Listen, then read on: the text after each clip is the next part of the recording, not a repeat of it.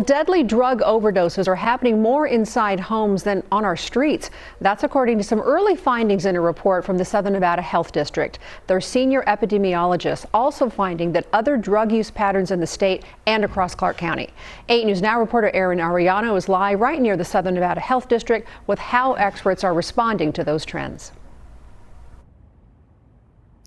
Denise, I'm told if there's a negative or positive trends in the overdose epidemic on a national scale, we might not feel it here locally until about 1 to 3 years later, a possible reason why Nevada is behind on curbing the problem.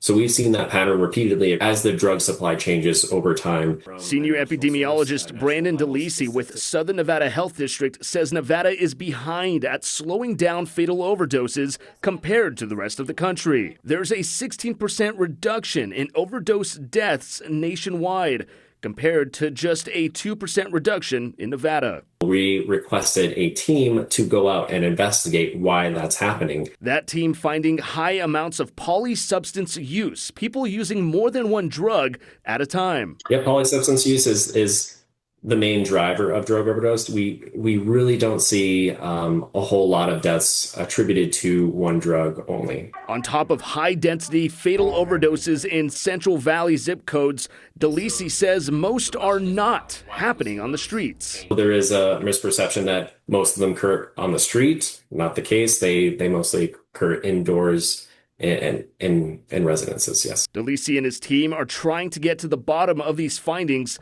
Although trailing behind the country in slowing down these fatal overdoses, he says they were down in 2025 after climbing each year since 2020. Last year in 2025 alone, over 200,000 doses of naloxone we distributed for free. And so we really think that is something that we're doing that's bringing down that overdose death rate.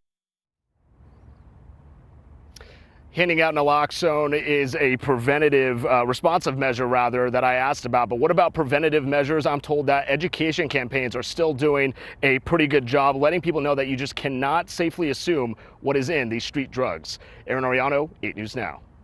So this new data actually comes from nearly 70 interviews with people who are at risk of a drug overdose. 70% of them say they witnessed someone else overdose in the past year, and 85% of them say naloxone was administered in those incidents.